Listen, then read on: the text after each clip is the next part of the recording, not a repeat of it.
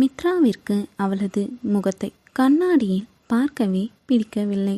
முகம் முழுவதும் மேக்கப் போடப்பட்டு அவளுக்கு அவளாகவே தோன்றவில்லை. அவளை கண்ணாடியில் பார்ப்பதற்கு அவளது அக்கா சித்ராவை போல்தான் தோன்றியது. மித்ராவிற்கு அதிகமாக மேக்கப் செய்து கொள்வது பிடிக்காது. ஆனால் மித்ராவின் அக்கா சித்ராவிற்கு அவளை அலங்கரித்து கொள்வதில் அதிகம் நாட்டம் காட்டுவாள். இப்போ என்ன செய்கிறது? சித்தியும் விட மாட்டாங்க. அக்கா இப்படி பண்ணிட்டு போயிட்டாங்கன்னு தெரிஞ்சிச்சுன்னா அப்பா மனசும் உடஞ்சி போயிடுவார். சொந்தக்காரங்க முன்னாடியும் அவமானப்படுற மாதிரி இருக்கும். ஆனால் இந்த மாதிரி ஆள் மாறாட்டம் செய்கிறதும் தப்பு. அதுவும் இல்லாமல் இனியன் மாமாவையும் ஏமாற்றக்கூடாது.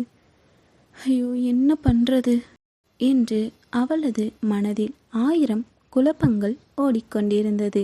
அவள் மனம் முழுவதும் இப்பொழுது என்ன செய்வது என்று தெரியாமல் குழம்பிய குட்டை போல கலங்கி நின்றாள்.